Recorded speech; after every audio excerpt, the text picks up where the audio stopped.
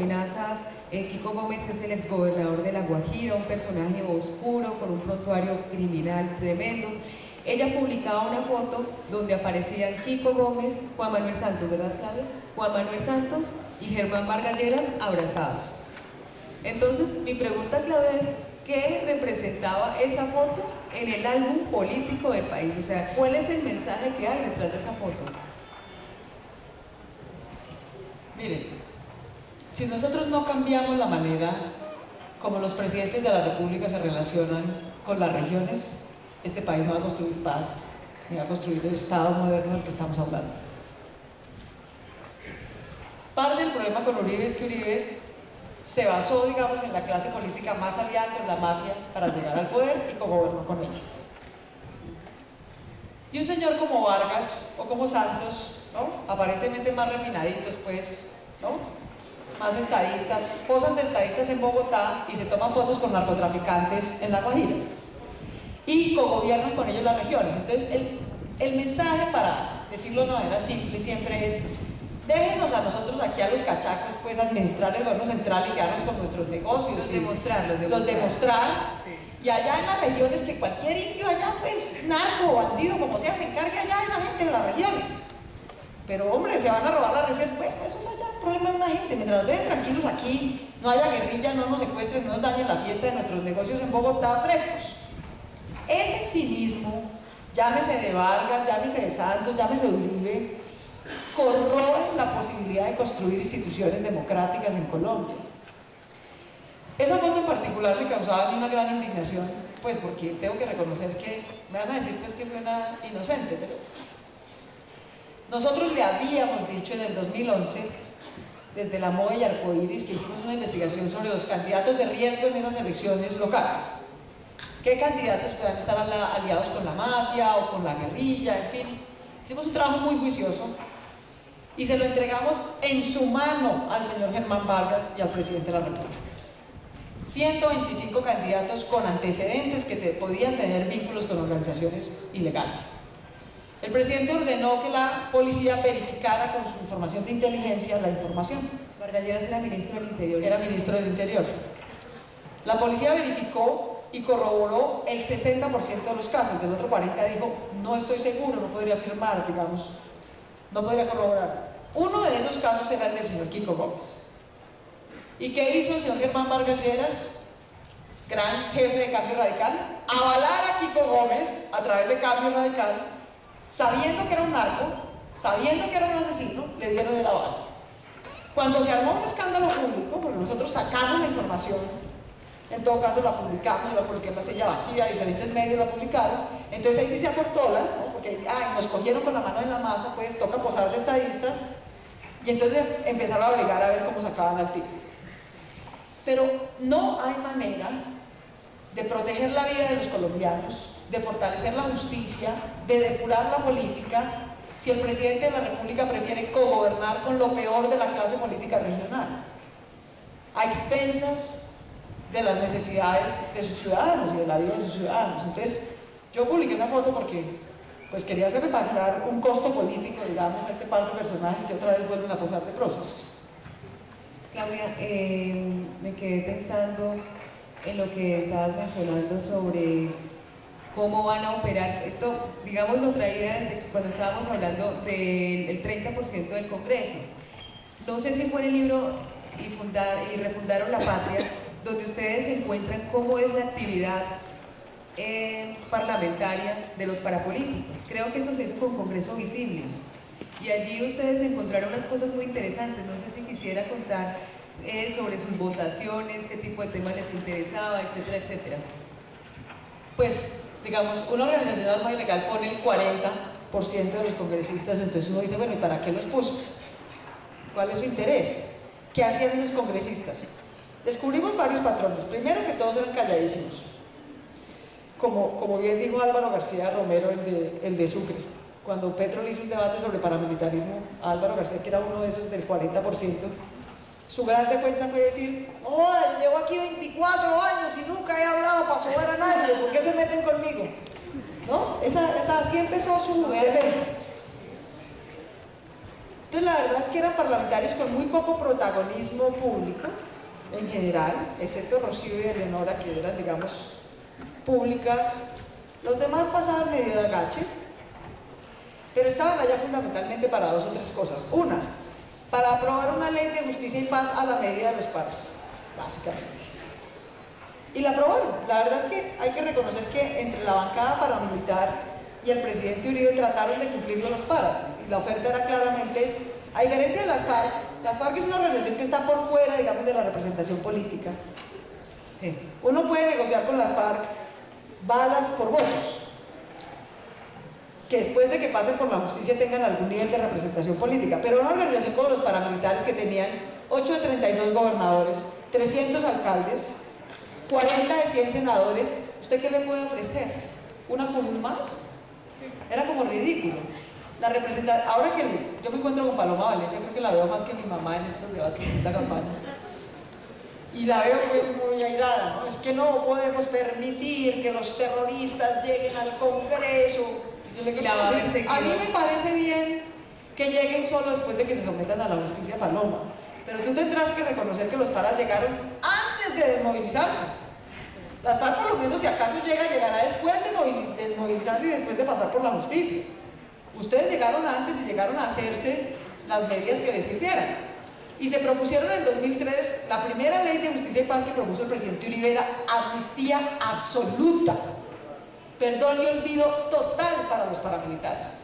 Fuimos nosotros, los ciudadanos de Colombia, los que los obligaban a una cosa tan grotesca, bueno, hay que decir, los gringos, los que le dijeron a Uribe, no hay la menor probabilidad que nos aceptemos semejante nivel de impunidad para unos narcotraficantes como los paras. Y al señor Uribe le tocó retirar su propuestica, pues, en menos de un mes, en el año 2003. Como esa jugada no le salió, les tocó inventarse una ley más sofisticada, pues, de justicia y paz, que tuviera, pues, un adorno de justicia, la Comisión de Memoria Histórica y alguna que por lo menos mencionara la palabra víctimas, algo. Pero la hicieron, digamos, muy sofisticada, pero de manera tal que hubiera un fracaso. Yo no sé si ustedes se acuerdan que la revista Semana publicó unas conversaciones entre el comisionado de paz y los paras, en las que el comisionado de paz Restrepo, hoy prófugo de la justicia, tenía una conversación muy airada, pues a gritos, con los paramilitares, que le reclamaban porque la ley de justicia y paz estaba quedando muy dura, ¿sí? Le decían, ¿cómo así que nos van a meter cárcel? ¿Qué nos creen tan pendejos o qué? ¿Creen que vinimos aquí pues para irnos a la cárcel? Eso no fue lo que usted y yo acordamos, le decían los paras a Restrepo. Y Restrepo, con el mayor cinismo, les dice, tranquilos, que eso vamos a reventar la fiscalía. Eso no importa que diga la ley, la fiscalía no va a ser capaz de aplicarla. Eso frescos que vamos a reventar la fiscalía. Y eso fue lo que terminó pasando en la vida de verdad. Hoy en la ley de justicia y paz, yo creo que ha contribuido a la verdad, pero no a la judicialización, porque es imposible, judicializar hecho por hecho, individualmente, y cada persona por cada persona, porque es una estructura criminal. Entonces esa ley de justicia y paz, si uno quiere tener un proceso de paz, digamos, como ejemplo de lo que no debe ocurrir, debería tener el de los paras. Se prometieron lo imposible, empezaron pues siendo, los paras no podían ser más uribistas, pues, eran los grandes defensores del gobierno, de la política de seguridad democrática, no hacían sino hablar de la seguridad democrática, etc. Pero fue un pacto entre imposibles, era un pacto imposible de legitimar.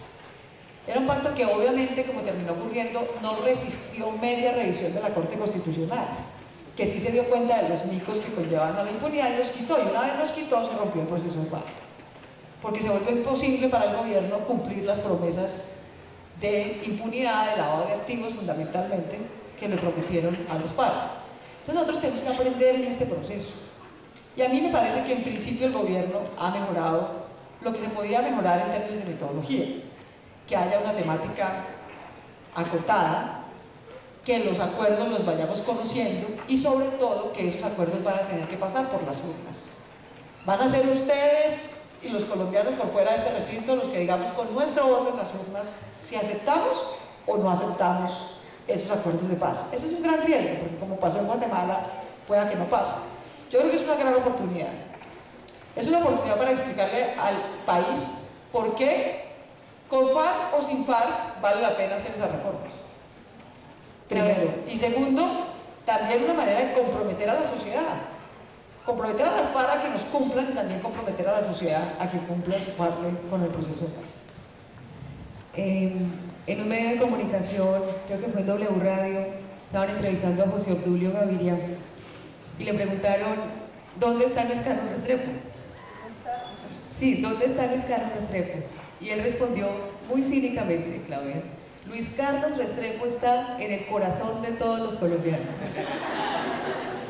Por lo menos no decía la ridiculez de cuando mandaba cartas desde el exilio, diciendo desde las montañas de Colombia, pues como si fuera Alfonso Cano.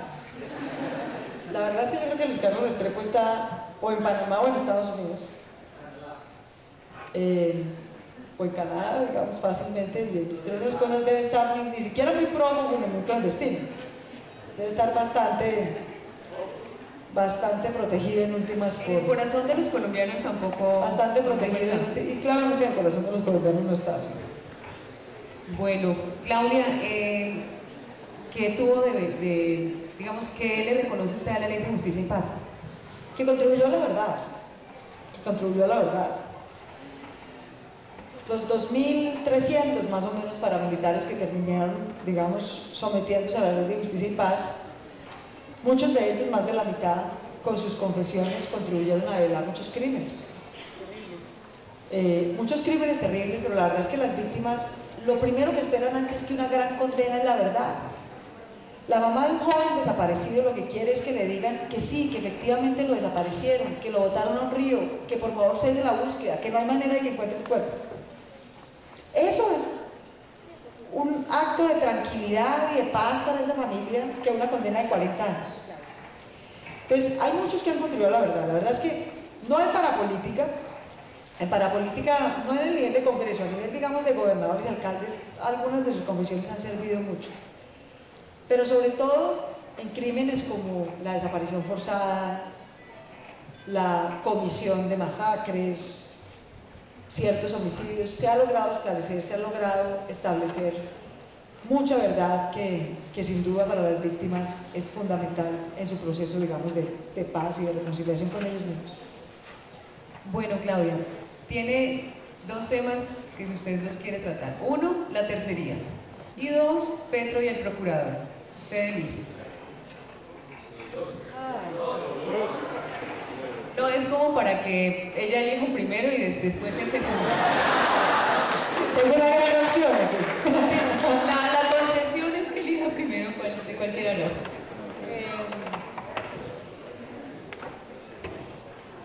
Hace poquito, la semana pasada, puse una valla. Yo aquí llevo haciendo toda serie de propuestas sobre cómo vamos a fortalecer la educación. Puse una valla con la foto del procurador diciendo que era un peligro y ahí se me sacaron todos los medios de comunicación. Por decir cómo vamos a mejorar la educación no me ha sacado nadie. Pero es que ese es un tema importante. Yo no voté por Gustavo Petro en la alcaldía. Yo creía que la ciudad estaba en una crisis tal, y le tengo un gran aprecio a Gustavo. Pero después de semejante atraco que le metió el Polo Democrático y los Moreno y el cartel de la contratación, yo creo que la ciudad estaba en una crisis tal que necesitaba a alguien con mucha más experiencia para sacar a la ciudad de semejante crisis. Pero lo que está haciendo el procurador con Gustavo es una arbitrariedad tal que no se trata de ser o no ser petrista, sino de ser o no ser demócrata. Resistir esa arbitrariedad. Eso de que, primero, un señor decida de un plumazo quién puede gobernar y quién no, porque a él le gusta o no le gusta. Esa es una decisión que tenemos que tomar los bogotanos en las urnas. Si un alcalde es bueno o es malo, si se debe quedar o si se debe ir, es una decisión que le corresponde a los ciudadanos en las urnas, no a un pisco que se cree Dios sin serlo. Entonces eso es lo primero que me parece grave, que se están violando los derechos de los ciudadanos a decidir quién los gobierna. Lo segundo que me parece grave es que el gran pecado de Petro es no haber sido corrupto. El señor Samuel Moreno, que es un bandido y un corrupto, tiene 12 meses de sanción. Sancionada. De sanción, ni siquiera de destitución. Y el procurador decidió que porque no le gusta y porque hubo un despelote, que efectivamente lo hubo de un par de días en el tema de recolección de las basuras, pero sobre todo, más que el despelote, que el alcalde tuvo la osadía de decidir que la ciudad podía tener un sistema mixto de recolección de basuras, no solo privado, sino mixto. Hay que recordar que 500 municipios de Colombia recogen la basura por un esquema netamente público. Y por haberlo vuelto mixto, el procurador decidió que eso viola la libertad de empresa. Y que eso merece la muerte política del mandatario, en este caso Gustavo. Entonces, es una suma de una arbitrariedad tras otra, por la que yo sí he salido N veces y saldré N más a protestar y acompañar a Gustavo en la Plaza de Bolívar en la ciudad de Bogotá. Porque nosotros no podemos tolerar que alguien se crea con el abuso de poder para pasar por encima de la ciudadanía en una decisión que le corresponde al derecho al voto y que se considere como si fuera juez sin serlo, con derecho a decretarle la muerte política a un ciudadano por una falla administrativa o por una discusión por lo menos administrativa, porque nadie ha podido probar hasta ahora que haya ni un problema de corrupción y ni siquiera un problema de legalidad. Los dos pronunciamientos que ha habido hasta ahora de legalidad sobre el esquema han dicho que el esquema es legal. Ahora le puede gustar o no gustar, pero ilegal no es. De manera que esa es mi posición, digamos, en ese tema. Yo he resistido el abuso del procurador. Ahora el procurador está digamos, de moda por Petro, pero yo llevo 5 años resistiéndome a ese pisco, porque abusa de las mujeres y de nuestro derecho a abortar cuando somos violadas, por ejemplo. Y habla de racismo microsomático para acusar a las mujeres. Abusa, es un señor que no ha podido entender esta pequeña promesa fundamental de la democracia desde hace 4 siglos, que empezamos a debatir en la academia, por lo menos en la filosofía de qué debería ser la democracia, de que una de las principales promesas de la democracia es que todos seremos iguales ante la ley. Tendremos los mismos derechos y los mismos deberes, que no puede haber colombianos de primera, de segunda y de tercera. Ese pequeño detallito no lo ha podido entender el señor Ordóñez.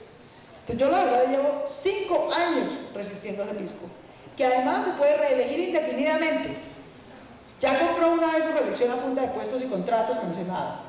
Podría volverlo a hacer. De manera que si por algo vale la pena ir al Congreso de la República, es para reformar las funciones abusivas de la Procuraduría y para evitar la reelección de un pisco del siglo XVI como Alejandro Ordóñez.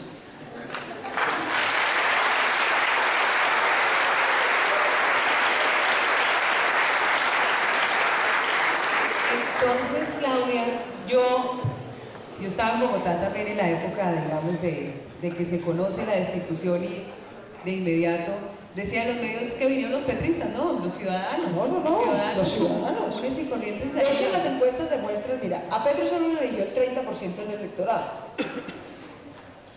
Y todas las encuestas demuestran que entre el 60 y el 70% de los bogotanos estamos en desacuerdo con la decisión del procurador. No por petristas, sino porque es un gran abuso, que hoy es contra Gustavo y mañana es contra cualquiera de nosotros. Claudia, ¿sabes lo que yo pensaba mientras veía y escuchaba a la gente y veía lo del procurador?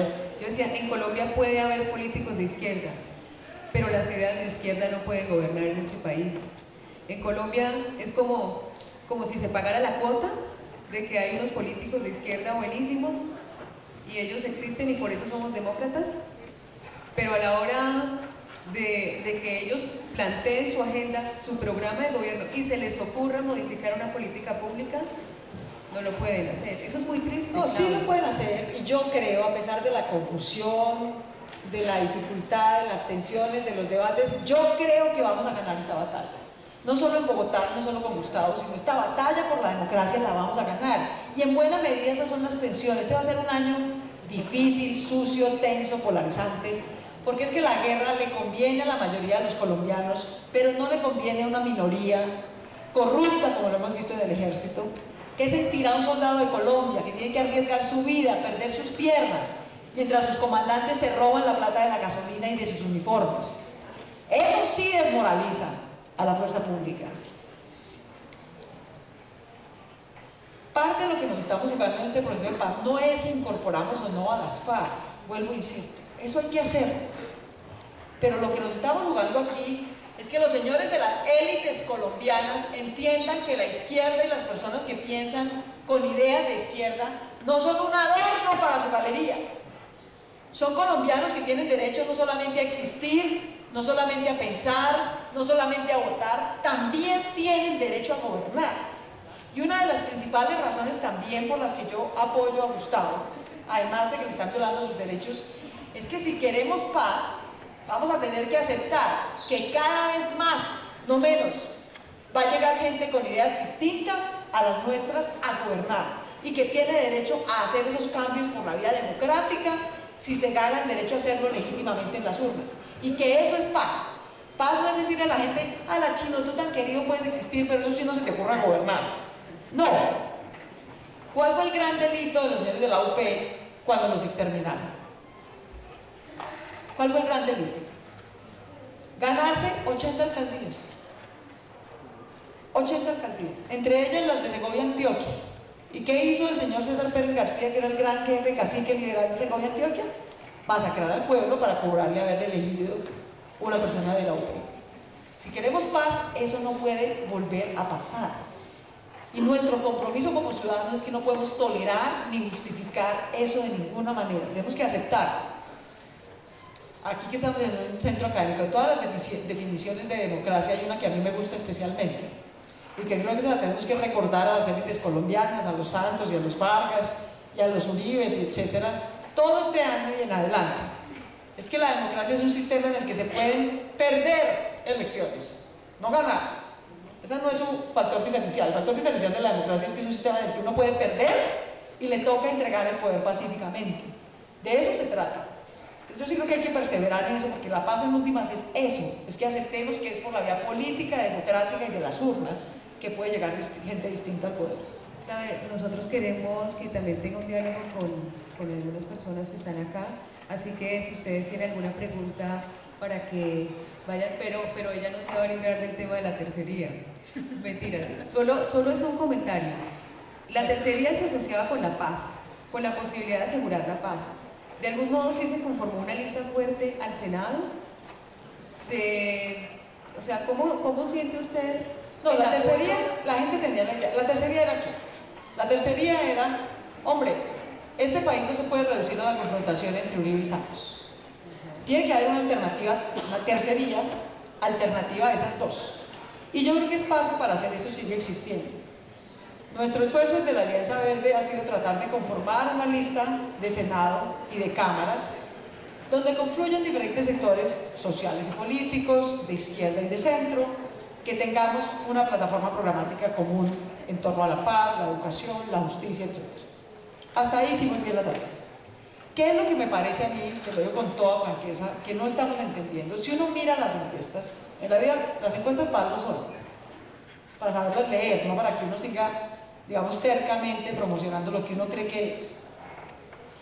Mucha gente al principio de este proceso electoral nos dijo, la tercería es que todas las fuerzas de izquierda se unan en un solo candidato presidencial y así podrían derrotar al candidato de Uribe y al candidato de Santos. Yo creo que esa es una definición equivocada de tercería y que todas las encuestas que han ido saliendo indican que eso que es deseable, yo no digo que no sea deseable, no es lo que la gente entiende por tercería. Entre más pasa un candidato más afín a la izquierda en la segunda vuelta, más gana Santos. Y entre más pasa un candidato menos de izquierda y más de centro, más chance tiene de competirle a Santos y a Oscar Iván Zuluaga.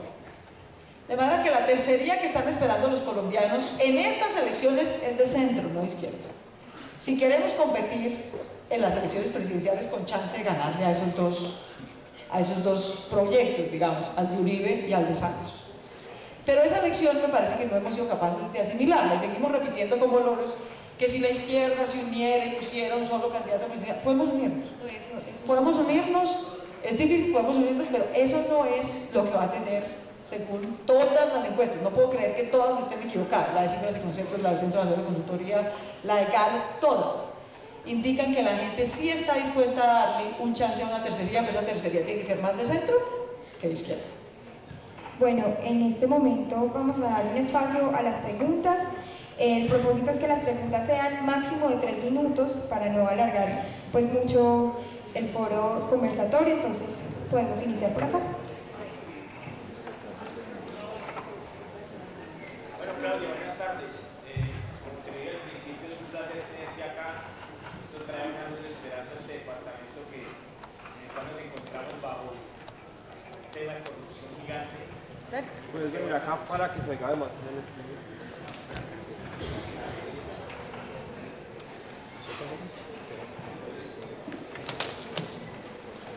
Bueno, pues de pronto, Claudia, como te decía al principio, antes de empezar el conversatorio, es un placer tenerte acá en la universidad. Es una luz de esperanza que nosotros tenemos la convicción que verdaderamente va a ir a hablar por todos los colombianos allá en el Senado y a defender verdaderamente lo que debe importar en Colombia. Como dice tu lema de campaña, Colombia se respeta, estamos seguros de que harás eso allá en el Senado. Una de las cosas que de pronto esta semana pensaba yo o inclusive ayer, cuando se nombra a Vargas Lleras como candidato a la vicepresidente para la reelección de Santos, pues para nadie es un secreto que eso es como la cuota inicial de que Lleras sea el presidente de la élite en el 2018. Aparte de eso, pues vemos que eso es una señal de que va a seguir la misma mambuala de siempre, de uno tras el otro, y después quién sabe va a seguir, llegará el hijo de Gaviria, y después llegará uno de los galanes, y todo a ver así durante los próximos años. Pero vemos líderes como Gustavo Petro, Sergio Fajardo, y obviamente los dos están bajo la lupa del procurador. Entonces, la pregunta mía es, tanto Petro, si sale este tema con el camandulero Ordóñez, y si no sanciona a Fajardo, porque también está muy detrás de Fajardo, pues nos encontraríamos en el 2018 con dos opciones de centro y de izquierda que podrían pelearle a Vargas Lleras, personas que tienen votos de opinión, personas que tienen votos de todos los sectores. Yo creo que Fajardo es la persona que tiene votos de todos los sectores. Entonces, ¿qué tanta posibilidad existe, o qué tú crees que en el 2018 puedan entre estas dos personas verdaderamente generarle un cambio a Colombia y poder que uno de estos dos pueda llegar a la presidencia del país? Gracias. Pues mi ilusión es que la alianza sea capaz no de hacer esa babosada que está haciendo hoy en día, de hacer una consulta presidencial para que 2 de 3 de los que participan digan que participan en la consulta pero no aceptarán el resultado. Entonces, ¿para qué participan? Vamos, francamente, eso es una falta de respeto con ellos, con el proyecto, con las reglas de la democracia. Eso es una cantinflada, francamente. Yo entiendo perfectamente a la gente que, ¿cómo pasa eso? Y uno cómo le explica a la gente que este sí es un proyecto serio. O sea, es muy difícil, es muy difícil. Pero yo sí creo que es posible, y es parte de las prioridades que tenemos que tener como Alianza Verde. Qué pena que voy a hablar un par de minutos de nuestro proyecto. Yo me metí en esto, la Alianza está lejos de ser pues el partido de mis sueños, pero yo tengo claro también que nosotros los ciudadanos de Colombia, que ni matamos ni robamos, también tenemos que cambiar si queremos mejorar esta democracia y hacer paz. Nosotros tenemos que renunciar a esa idea mesiánica, cachaca, pues de que un club de iluminados cachacos van a cambiar el país. Eso no es así. Que recojamos firmas pues con los amigos de Pepito o Perancejito y que ya listo, así la vamos a ganar. Así no es. Es con proyectos colectivos, es con acción política colectiva, es contribuyendo a la construcción de partidos organizados que sean capaces de tener bases regionales, de venir y disputarle a la señora gobernadora del Quindío la gobernación del Quindío para que vuelva a haber contratación decente en el Quindío. Eso no se hace con proyectos mesiánicos desde Bogotá. Eso se hace con proyectos colectivos, políticos, con bases regionales, con escuelas de liderazgo en las regiones, que es lo que yo espero hacer una vez pase la campaña del Senado. ¿Con curul o sin curul? Tenemos que ser capaces de hacer ese tipo de escuela de liderazgo para promover y tener bases regionales. A mí mucha gente en Bogotá me dice, no vaya al Quindío, eso es una pendejada, eso ya no hay ni 2 votos, y además allá eso se los quitan entre los liberales y no sé qué, y los de cambio radical.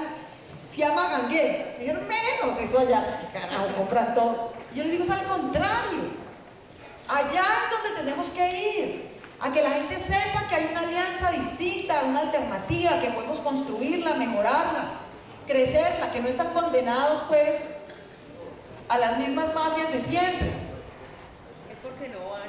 Entonces, yo sí creo que el gran logro de esta alianza es que la próxima consulta presidencial de la Alianza Verde sea, entre otros, entre Petro y Fajardo, y que a diferencia de la cantinflada de ahorita, ambos se comprometan a cumplir la consulta y a apoyar al que gane. Eso sería una gran contribución de nuestra alianza al fortalecimiento democrático de Colombia, ganemos o no ganemos la presidencia. Le voy a pedir el favor a las personas que tienen preguntas acercarse acá abajo al micrófono.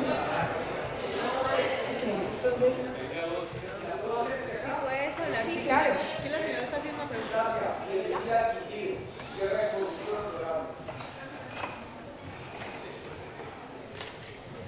Soy Adolfo Horta,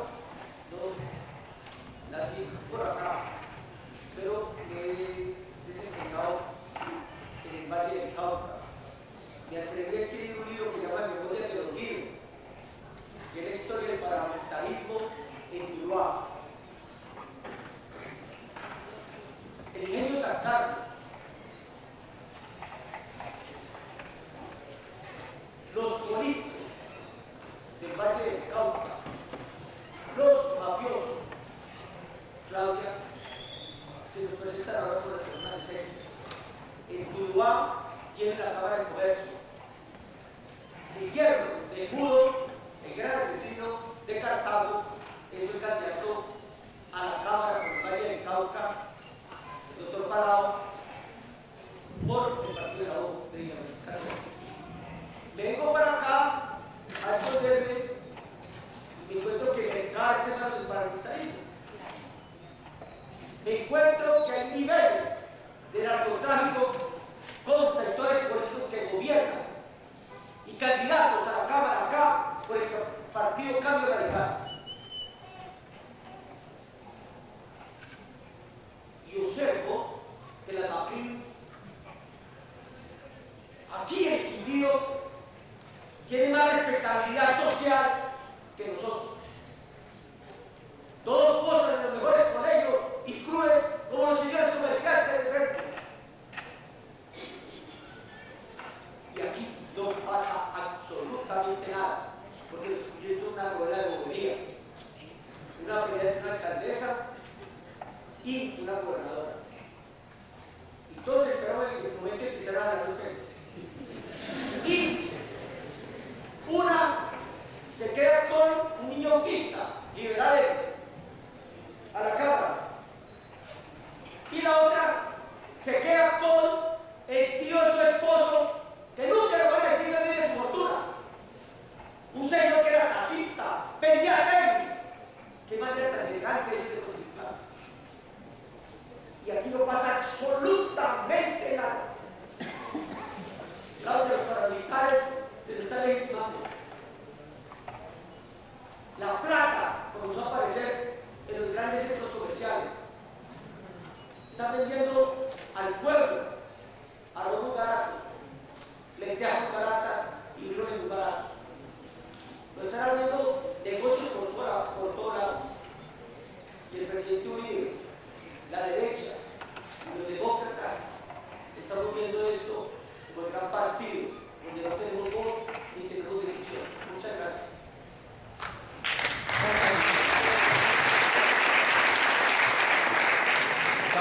Yo creo que aquí hay que hacer dos cosas. ¿Puedes repetir la pregunta? Voy a repetir la pregunta para que quede en el streaming. No, nos han contado, digamos, cómo el paramilitarismo, la mafia, el narcotráfico se ha venido legitimando en el Quindío, desde el Valle del Cauca. Y hoy está incursionando, bueno, hoy no, lleva rato incursionando en la política, en inversiones, digamos, de lavado de activos a través del comercio, centros comerciales, etc. Y desafortunadamente no pasa nada en el Quindío. Esto es como una pequeña olla express. Yo lo quiero decir con toda claridad en este auditorio. Lo que está pasando en el Quindío entre la gobernadora y la alcaldesa no es una pelea de hormonas, es una pelea de mafias. Y parte de lo que hay que hacer para levantar la censura que evidentemente existe, los medios de comunicación no dicen nada, es como si esto fuera una tacita de plata, aquí no pasara nada. En lo que se convirtió el Quindío y la política quindiana es en la caja menor y el sitio de recreo del cartel del norte del Valle. Y eso es inaceptable. Y como no produce tantos muertos como en Tuluá, entonces no le paran bolas. Están esperando hasta que esto se vuelva una masacre de gente a ver si sí lo denuncia. Solo hay dos maneras o tres maneras de levantar eso y lo vamos a levantar, porque la gente del Quindío tiene derecho a estar gobernada de manera decente, a tener oportunidades de empleo legal y a que no sea el contrabando legitimándose con ese lavado de activos que tú mencionas, como puede encontrar empleo. Una manera es hacer control político desde el Congreso. Y ustedes tengan la certeza de que si logramos hacer las investigaciones que logramos hacer sin tener una curul, vamos a hacer mucho más teniendo la capacidad de tener una curul para denunciar lo que está pasando aquí. Segundo, es exigiéndole, ya no solo como ciudadanos, sino como congresistas, a la Fiscalía que actúe. La Fiscalía tiene indicios suficientes para abrir investigaciones formales, no solo por corrupción, sino por lavado de activos aquí. Hay pruebas suficientes para abrir un proceso de investigación a la gobernadora y a su compañero por usar la contratación del Quindío posiblemente como un mecanismo de lavado de activos. No es solamente un problema de corrupción. No es que se están quedando con una mordida simplemente. De manera que hay que hacer control político para exigirle a la Fiscalía que actúe. Y lo tercero es que hay que levantar la mordaza local asociándose con medios nacionales. Eso pasa en muchas regiones de Colombia. Ahorita le contaba a los muchachos que me abordaban antes de empezar este foro. Yo lo he visto muchas veces, digamos, cuando fuimos a tratar de hacer la investigación de Kiko Gómez en La Guajira. ¿Ustedes creen que algún medio guajiro publicó esa investigación? Ninguno. Ninguno. Por el contrario, cuando la publicamos fueron los mismos medios, obviamente fletados por el gobernador, los que salieron pues a despotricar de nosotros, etc. Todavía lo hacen. Pero, por un lado con la justicia y por otro lado con medios de comunicación nacional, poco a poco, durante 3 años nos demoramos, pero logramos sacar esa información y logramos que el país supiera que Kiko Gómez era un narco que posaba de gobernador, avalado por Cambio Radical, como el candidato actual de ese sector que tú mencionas en el Quindío. De manera que hay 3 mecanismos y los 3 los tenemos que usar. Presionar y apoyar a la justicia para que actúe, hacer control político para que la ciudadanía y en Bogotá se enteren de qué está pasando aquí. Y tercero, unirnos con medios de comunicación nacionales para ir sacando poco a poco la información que aquí se censura.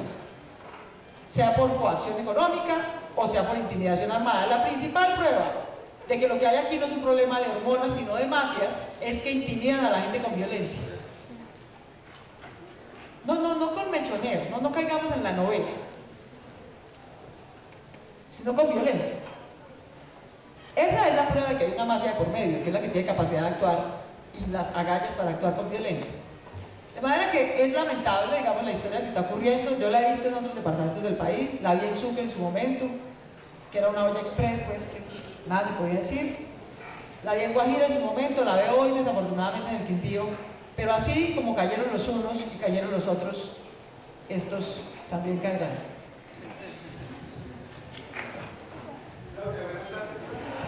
Este departamento tenía hasta el año 2003 2 empresas maravillosas que florecieron en el corazón y en el trabajo de los cristianos que eran Telearmenia y Telecanacá.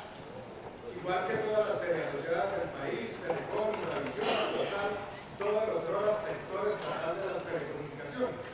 El expresidente Uribe terminó con ellas de un plumazo, dándole al municipio de Armenia, en el caso del Quindío y al municipio de Canacá, unas sumas totalmente irrisorias.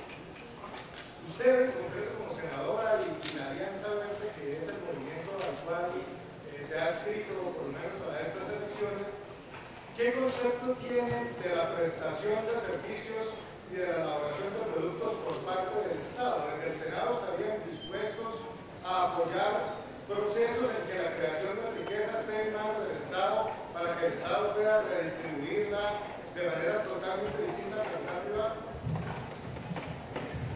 Hombre, yo no soy tan estatista en ese sentido. Yo no creo que el Estado sea la solución a los problemas o abusos que hay en el mercado. A mí me parece que el Estado puede participar. Hay sectores en los que puede y debe participar mucho más. En servicios públicos yo creo que debería siempre tener servicios de economía mixta, siempre. Privatizar completamente servicios como el agua, por ejemplo, cosa que ocurrió en la costa caribe, con la electricidad, empeoró la prestación de servicios. No fue para nada una solución al monopolio privado. Pasaron de un monopolio público malo, no digo que fuera bueno, había mucha corrupción también, a un total monopolio privado sin que mejorara, digamos, realmente la calidad del servicio. Entonces, en los servicios públicos en general, me parece que es importante tener mecanismos de economía mixta. Por eso me parece que en general la dirección a la que le apunta, por ejemplo, Gustavo en tema de las basuras es la correcta.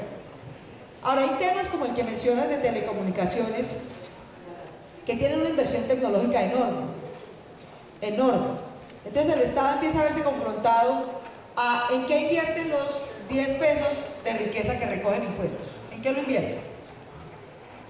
¿En tecnología para el sector de telecomunicaciones? ¿O en vacunas para los niños? ¿O en fortalecer la Lincoder para que titule tierras? Entonces, hay sectores como ese de telecomunicaciones donde el nivel de inversión tecnológica requerido para hacerlo, como el problema, digamos, también de explotación de petróleo, por decirte algo, es otro tema que requiere un nivel de inversión de capital y que tiene una innovación tecnológica tan alta que implica que haya necesidad de tener capitales de riesgo. Yo francamente creo que el negocio del Estado no es usar los impuestos de los colombianos para invertir a riesgo en actividades como el petróleo o como las telecomunicaciones. Tiene otras prioridades.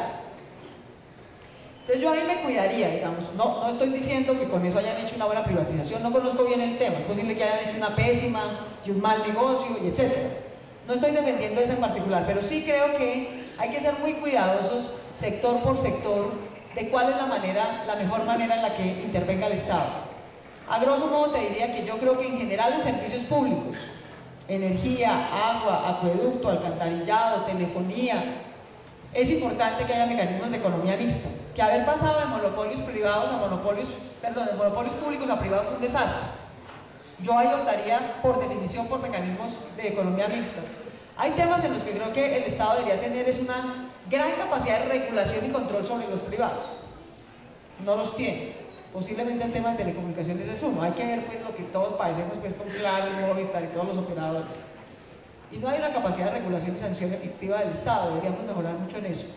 Y hay sectores donde francamente debe privar el capital privado a riesgo, que es capaz de hacer, digamos, inversiones tecnológicas a riesgo. No creo que ese sea un negocio del Estado. Aló. Muchas gracias, Claudia. No he tenido mucho acercamiento a usted, pero sí sé qué persona es. Como pregunta clara para usted y para esta audiencia de compañeros de la Academia de la Universidad del Quindío, como defensora de derechos humanos, tengo para preguntarle lo siguiente. ¿Usted cree que Colombia, en pleno siglo XXI, debe de seguir siendo gobernada por estos sistemas que siempre han gobernado a Colombia y que después de 1980 a esta parte hemos visto que las personas que han llegado a gobernar lo único que les ha interesado es la ganancia para sus bolsillos más todas las desigualdades sociales? Porque entre los países latinoamericanos yo soy antropóloga, soy historiadora, soy poeta y soy defensora de derechos humanos. Y yo lo único que he conocido es, en mi país, que no hemos tenido la suficiente formación política, eso se llama analfabetismo político, que no nos permita ver que solamente el problema de Colombia es la FARC. Hay una miopía, hay un entendimiento que el problema de Colombia no es la FARC, el problema de Colombia es que es un país muy rico, desigual, con unas heridas emocionales muy profundas. Entonces, quisiera que me respondiera con toda la legalidad en este auditorio. ¿Qué podríamos hacer para este siglo XXI si a nosotros no nos gusta que nos gobierne un sistema capitalista, de corrupto, degradante, sin un reconocimiento del valor humano como persona, sobre todo para los académicos? Yo, para no alargar, digo esta frase que estudié en la época de los años 60, que nuestra Biblia de consulta era Las venas abiertas de América Latina de Eduardo Galeano, y la Escuela del Mundo al Revés, patas arriba del mundo al revés. Es que los colombianos hemos guardado en pleno siglo XXI un silencio parecido a la estupidez. Señores, por favor, ya es tiempo que maduremos, que arriesguemos el todo por el todo. Y si no nos gusta este modelo, veamos a ver qué tipo de modelo podríamos inventar. Yo sé que imitar a Cuba pues será imposible. Yo sé que imitar a Venezuela menos. Pero sí podemos hacer para nosotros como colombianos una cultura netamente de cambio. Y si la fase tiene que desmovilizar, ¿por qué no se desarma el ejército y la policía? Si hablamos de paz mundial, como decía alguna vez Teresa de Calcuta, si es que queremos la paz mundial, entonces desarmamos a todos los hombres, de derecha y de izquierda, punto y coma. Y en cuanto a este departamento, lógicamente, este es un departamento del viejo Caldas y de la época de la violencia, que aquí pasa de todo y nunca pasa nada, que por debajo de la mesa pasa de todo y nunca pasa nada, y nunca se habla con seriedad. Pero sí se sigue eligiendo candidatos que tienen que ver con el AMPA, con la corrupción, con el narcotráfico, con el microtráfico, con el paramilitarismo y con muchas otras escuelas que han manejado nuestro país. Muchas gracias.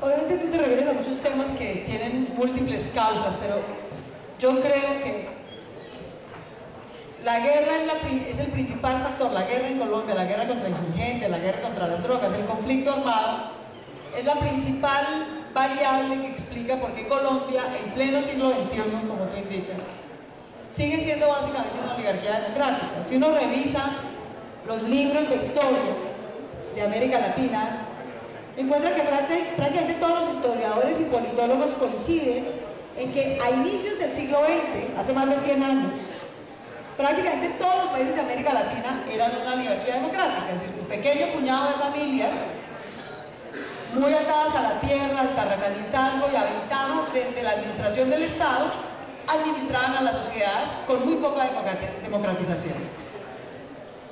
Colombia sigue siendo básicamente ese país hoy, un siglo después.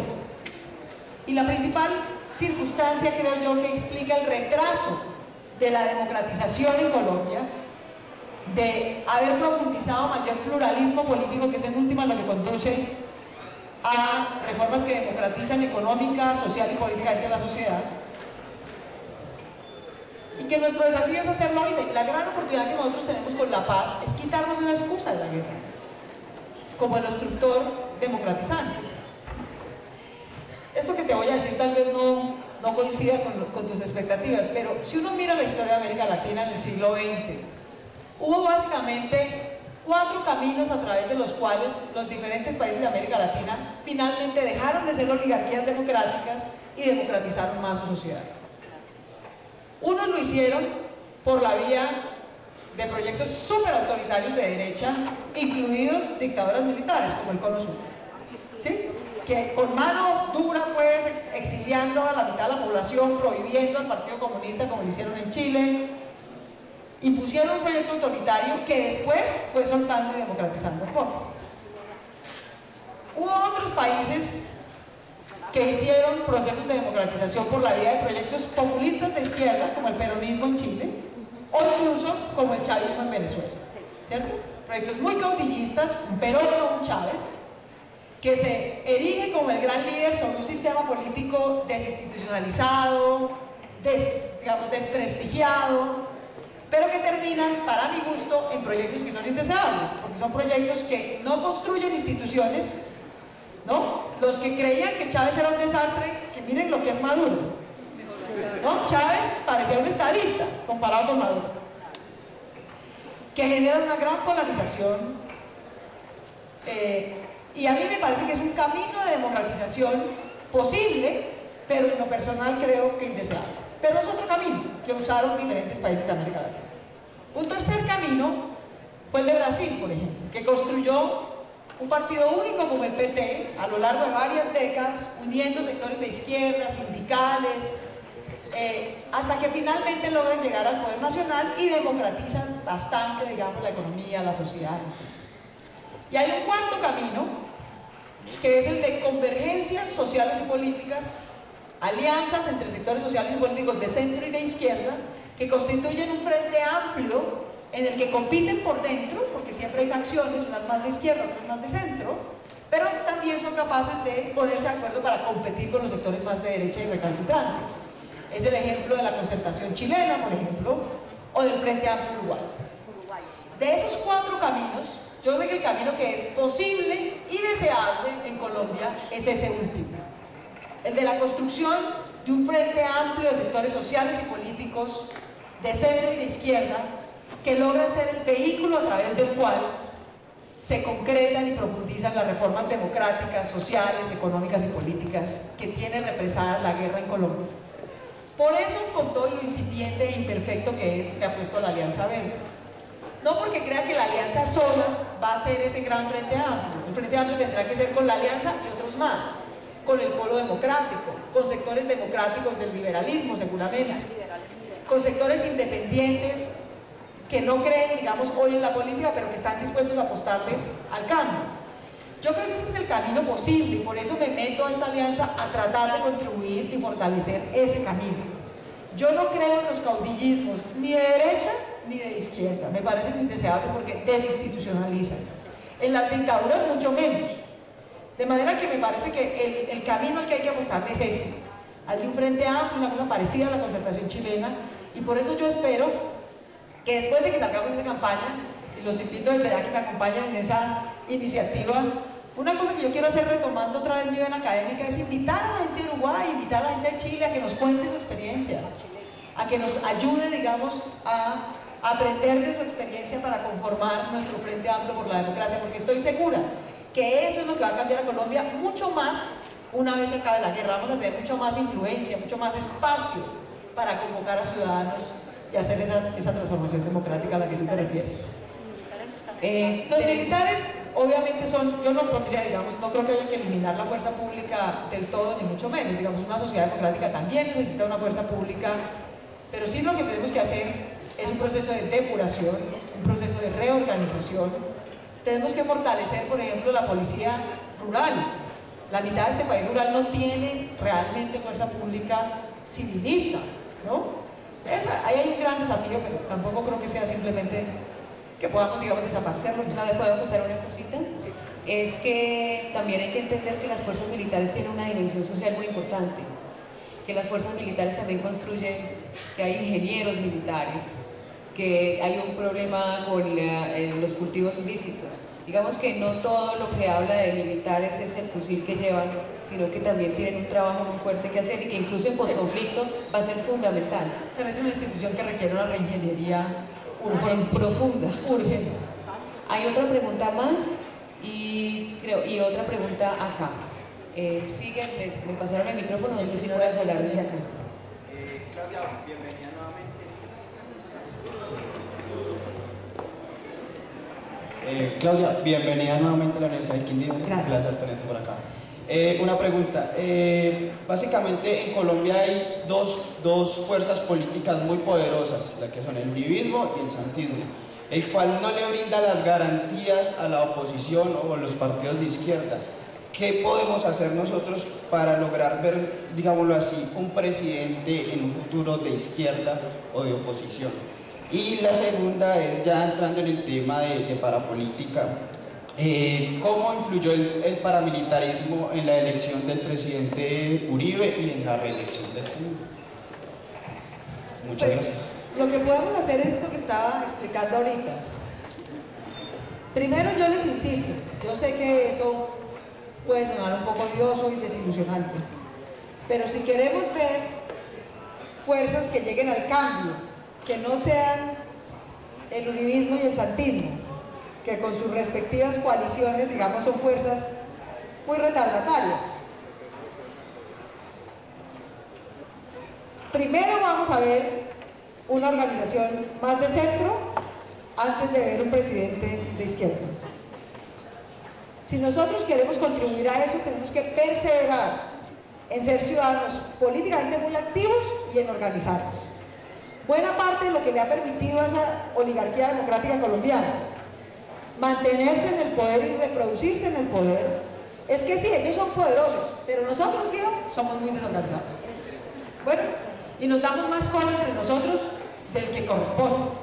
Una cosa es que tengamos diferencias, que eso es legítimo. Y otra cosa pues es que nos agarramos en unas disputas entre nosotros.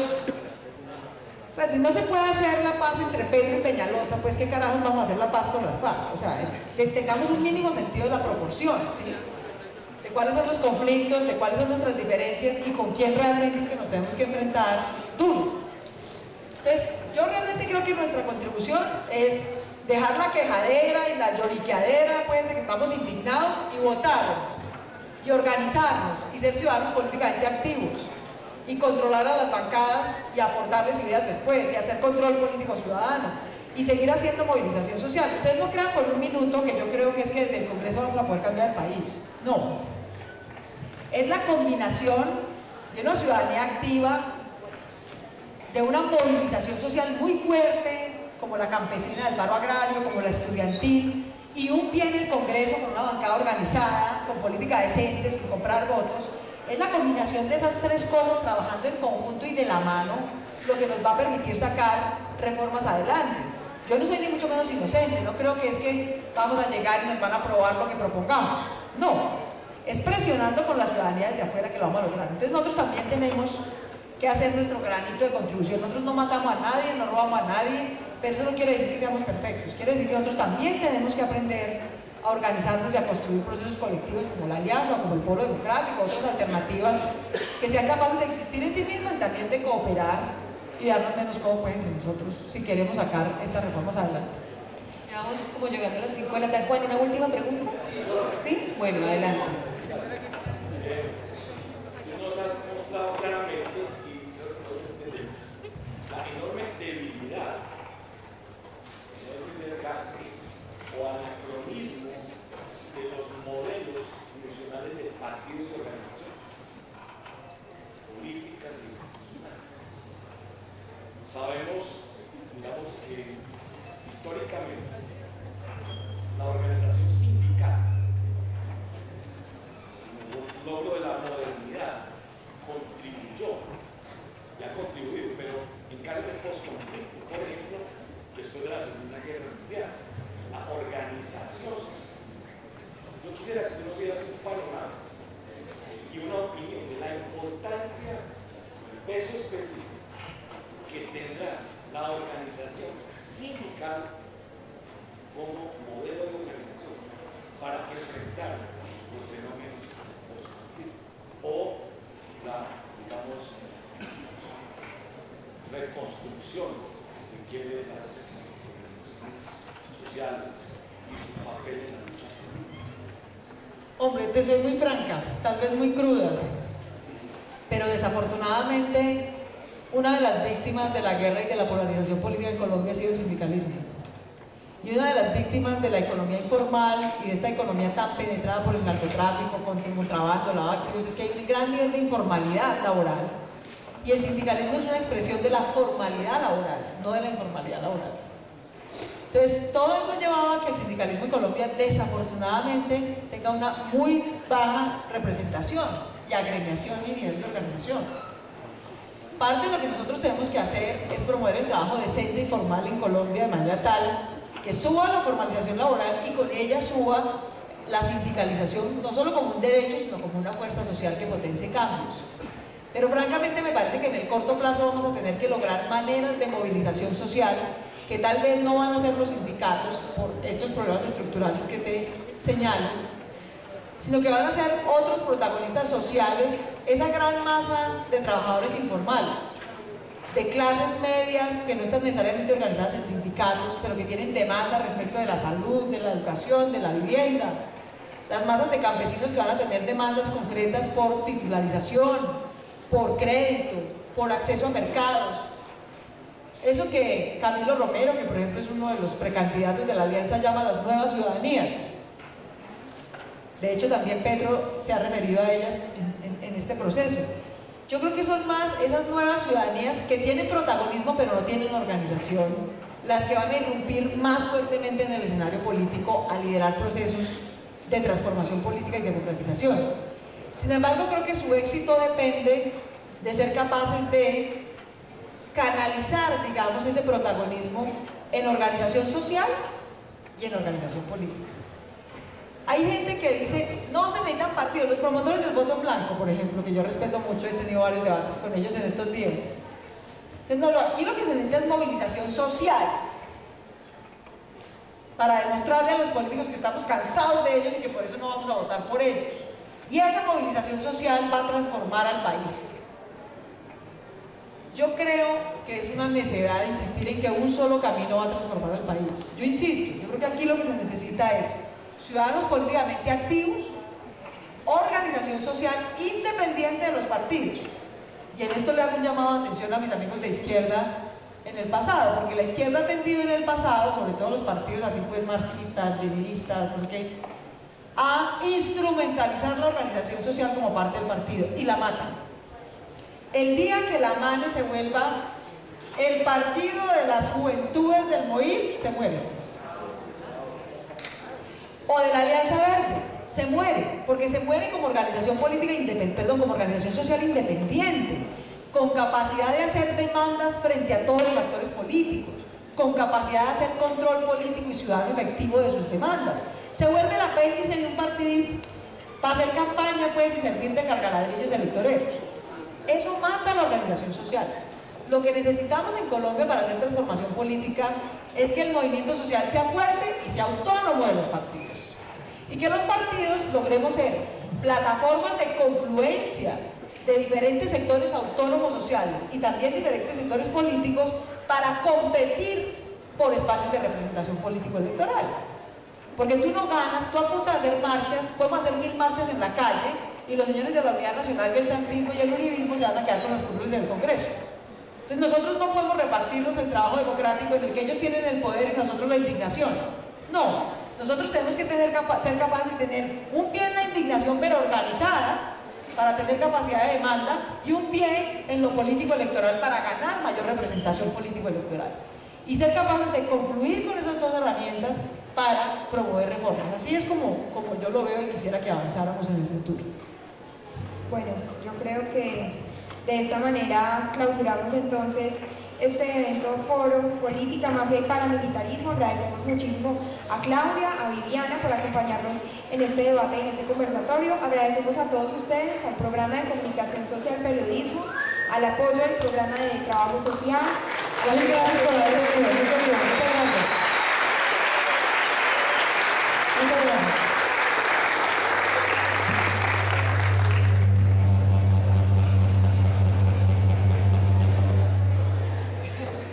Final de concierto, listo.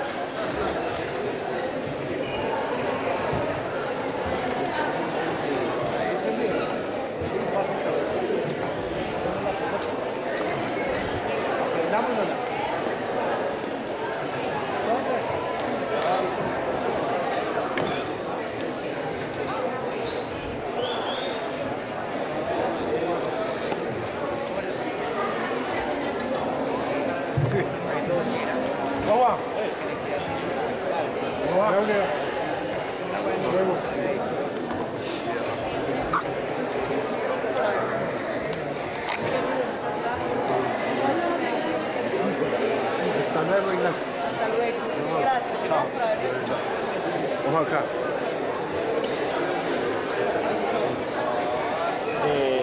Ya, regálame un segundo. Guardo esto ya. Muchas gracias. Muchas gracias.